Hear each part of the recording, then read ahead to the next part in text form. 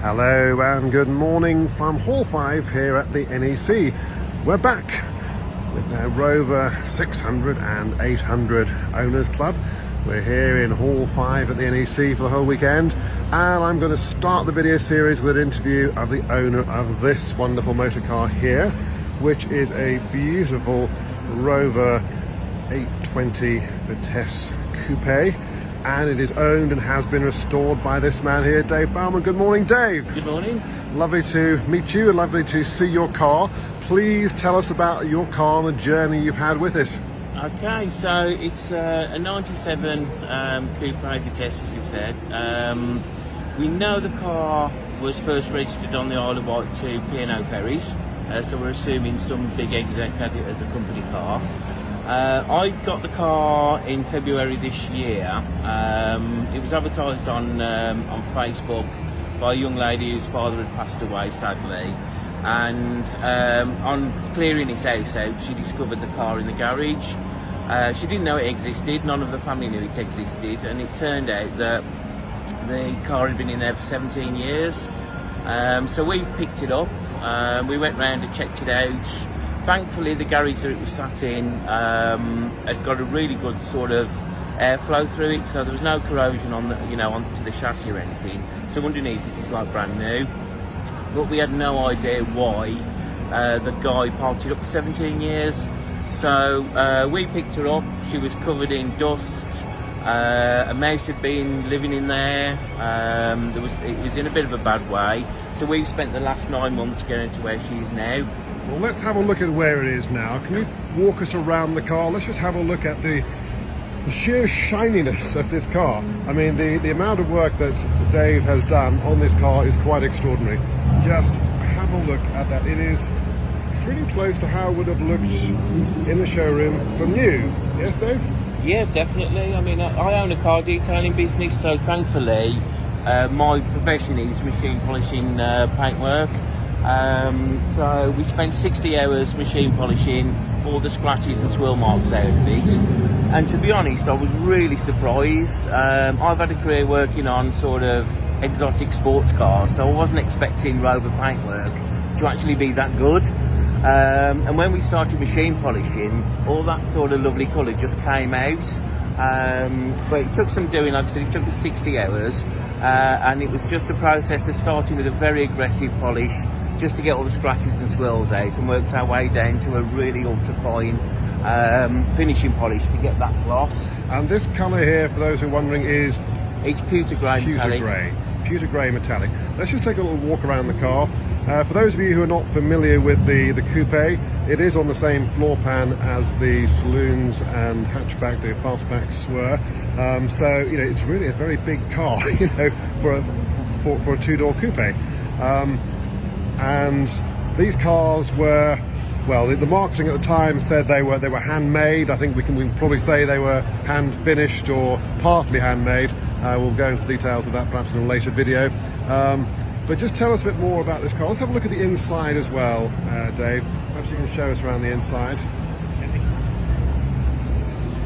So when we picked the car up, obviously it was quite aged in there. It was sort of showing signs of a 30-year-old car with 100,000 miles on the clock. So the leather had all faded and was all scuffed. So we've re-dyed the leather back to looking like brand new again. We've done a few little subtle changes in there. The gaiter would normally be black, so we re-dyed that the same colour as the rest of the car, which is stone beige. And unfortunately the actual original gear knob was a bit tatty and worn. I couldn't find an original anywhere, so we've just put a wooden gear knob in there to match the rest of the wood trim. But even that, this was all sort of faded and had oxidised while it's been parked up. So we machine polished all that and all the rest of the wood to really get that sort of colour back out. So I'm very fortunate here that there's no dash lift on this car. Yeah, that was one thing that really surprised me when we went to pick it up, because everyone I've seen, including my two older ones I had previously, my Mark 1 820 Turbo and my Vitesse Sport, both had dash lift. So I was really, really happy when we opened the door and saw that the interior was actually still in quite good shape. Let's have a look under the bonnet if we may, because there's a few things we need to look at underneath here, and some may come as a little bit of a surprise. So I'll let Dave do the necessary here. Now then, tell us what you've been doing in this direction here. Okay, so the one thing that took the brunt of the sort of the cold damp air in the garage was the engine, and it was rusty all over. So we took the actual engine out and we linished all the rust and corrosion off, repainted the block. I have modified the car slightly, so with that in mind we fitted a stronger head gasket. We have put a bigger T28 turbo on, so that's going to give us a little bit more power.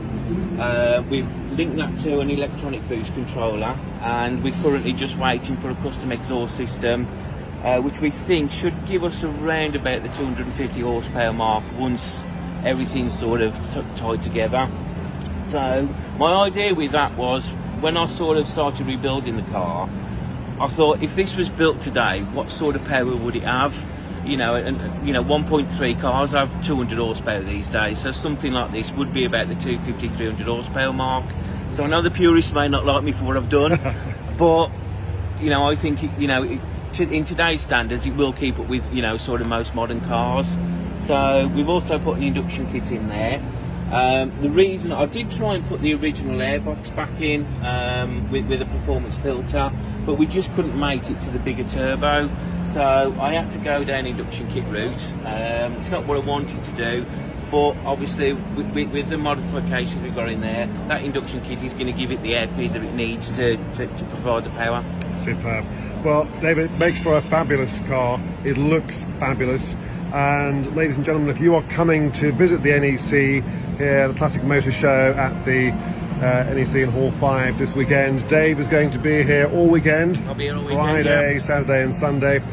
This car is open, and we are also open to receiving visitors here. People are welcome to come and sit in the car, very welcome to come and have a chat with Dave and understand all the work he's done. And you're also, being the expert in detailing, you're happy to give people some tips and some tutorage as to how to best bring their best polish and shine to their cars. Yes? Yeah, well, that's why I've brought the car here, really just to show people that you can do it yourself. A lot of the stuff that I've done on this car, I've done a video series on YouTube for, and it's just showing you guys what you can actually do. Just tell folks where they can find that. What's the name of the channel? It's if you search Rover Coupe Barn Find on YouTube, you'll find this car. Very good. All right, and there's a very good series there, as Dave says, of quite a number of videos, and more to come as well. More to come, yeah. We've got another 3 that we're just about to finish off as we've got to this point getting into the show. Excellent. Very good.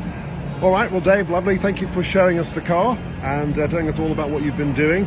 Thank you. I'm sure when people come to see our stand here in Hall 5 at the NEC, this is going to be the star attraction. So, ladies and gentlemen, we look forward to seeing you very soon.